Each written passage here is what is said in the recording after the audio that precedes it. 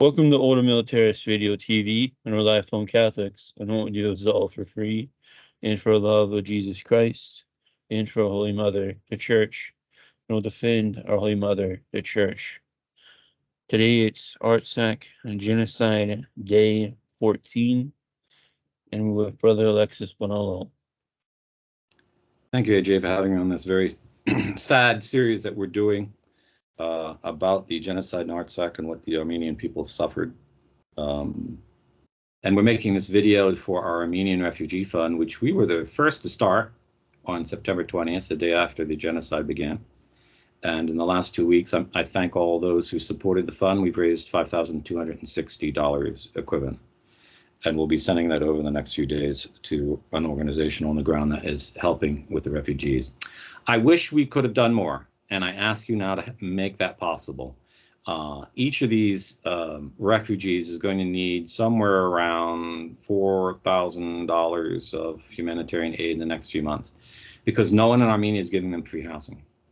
So someone has to pay that rent. These people don't have jobs, they don't have bank accounts, they've lost everything. In many cases, the orphans saw their parents raped to death, mutilated, hunted down, murdered. All their brothers and sisters who are older, dead. And so there are many widows, their family was killed, elderly. Who's going to help these people? So Armenia is a small country. It only has 5 million people, which is less than New York City. It's like a sixth of the size of New York City. And it's not a wealthy country. And the Armenians around the world who have gone elsewhere, very few of them are wealthy, and very few of them care as much as maybe they ought to care for their country. The Lebanese, we did a fundraiser for Lebanon, and we raised $15,000 for that in 2 weeks. And so, well, most of the Lebanese Christians are Catholics, not most of them, but a good number of them are, so that might be. And if you're a Catholic, you have to understand that about a third of all Armenians are Catholics. Okay, so the Armenians are not, some strange group of Christians. But if they are Christians and they're being persecuted out of hatred for Christ, well, all of us Christians should care about that, right? The Muslims stand together, the Jews stand together, the Hindus stand together. We Christians should stand together, right? On some things we need to put aside our mutual differences and come to help one another. And this is a case for that. And we're a Catholic organization. We know that most of the people being helped are Armenian, or the Armenian Church, which is not in communion with the Roman Church yet, but nevertheless, we're friendly churches. And in fact, the Catholicos of Armenia and the Catholic Catholicos of Armenia will both be in Rome in December, I think, to meet with Pope Francis. So this is an obligation of our age. We talk a lot about helping Christians, helping persecuted Christians. You have all these people do social media tweets when one seminarian's kidnapped in Africa or one missionary church is burned down. We're talking about 120,000 Christians. This is the Christian genocide of our century, and we will be judged on how to respond to it. So AJ, current information, how many Armenians escaped the genocide? To 100. Okay, let's get this right here. Excuse me, folks. Leave it. Come on. Where you at? Here we go. 100,520 citizens of Artsakh. Okay, and the population of Artsakh before the war broke out was 120,000. So yeah, so we're looking at roughly 20,000 people who have been murdered in the space of a few days. This is an atrocity worse than anything committed by the Nazi Wehrmacht, okay, the German Wehrmacht. Even the Russians who starved the Ukrainians to death, I don't know if they were starving them at 20,000 a day. So this is pretty bad. And for Armenia, it's a significant part, it's much more significant. There's only 5 million Armenians. So you can imagine comparing to the United States, whose population is about 310 million. So that's 20, 60, 62. If you multiply by 62, we'd have 1.7 million Americans. Can you imagine if in just a space of a few days, 1.7 million Americans were murdered by a foreign power? What would the outrage be in the United States? What would the outrage be in any Western country if a percentage so great of your own people were killed? Christians, out of hatred of Jesus Christ. This is how we should react. We should react with this sentiment.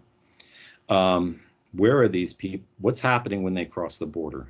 So it's mostly the charity All For Armenia, and it's the folks on the ground are the youth who are doing all the taking when the folks come over from Artsakh, they are taken over to the registration tent.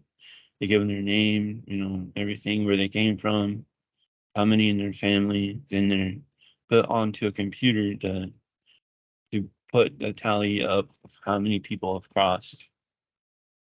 Okay, so we're getting this tally from All Armenia, and I want to praise All Armenia for this wonderful work they've done at the border and helping, and especially their young volunteers who work 24/7 for days on end. And you would expect Red Cross or some international organization like the UN to be there on the ground, and they're not. And as we've seen in the last 14 days, and I think we'll see in the next months, the international community isn't going to come and help these people. It's going to have to be the international Christian community that comes to help, regardless of what your particular Christian church you're in, to help these people. So where are they being housed? The people of Armenia are doing the best they can. They've opened up their doors and allowed families to stay with them, but where they're being put on the border towns, there's just not enough families, homes that can open up their doors and let people in. So their sleeping arrangements haven't changed since Stephenkirk. Still sleeping outside mostly. Okay, so they're not going to survive long with that until they get housing. And Armenia doesn't have houses like we have in the United States. If you've seen the kind of housing that exists in rural Ukraine, it's pretty similar to Armenia. So there's not much space in a one-room house to take another family in, you can imagine. So that means foreign organizations are going to have to fund or operate or intervene so that housing that is empty in big cities like Yerevan is assigned to help these people. And if we wait for government intervention, it might be too late. And that would be far worse than what they fled from. Now, what news do we have? What are we learning from the people who have escaped? What went on in Artsakh beginning in the morning of September 19th? They were being specifically targeted, and airstrikes, artillery strikes were being dropped directly on the homes. They're everywhere that they could be, so that the Azerbaijanis could kill them. And then once they got everything packed up, the children, the boys 7 years or up to about 10 years old, told their mothers and daughters, sisters, and brothers, get in the car, we're leaving for Armenia now. And those boys would drive for 40 hours with their families in the car, escaping gunfire, artillery fire, anything and everything just to get their families safe. You can imagine the kind of horror they must have been escaping from. AJ, some personal testimonies come out. You've probably listened to all the ones that are available. Which one, can you relate one to us of something horrible that happened to someone's family? Yeah, that when the ground forces of the Azerbaijan terrorist army started to make their movements after the artillery and bombing ceased, they came into the villages and shot the elderly. Then they shot children and beheaded a few. And when people were trying to flee, they would try to kill them. And the mother who escaped with her remaining children saw before her eyes they called in a very close artillery strike, as Azerbaijani troops are still on the ground right next to where they're supposed to be, doing their killing. And just for one child, they called it an artillery strike, and that strike beheaded her two sons. And so this is a level of murderous rage that we have not seen. I don't think even the Nazis were this cruel.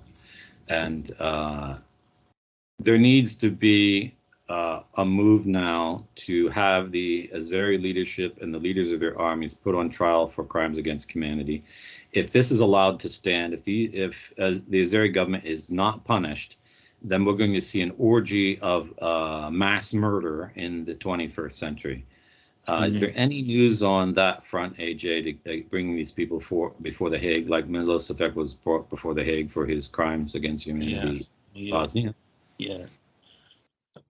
Well, I started it.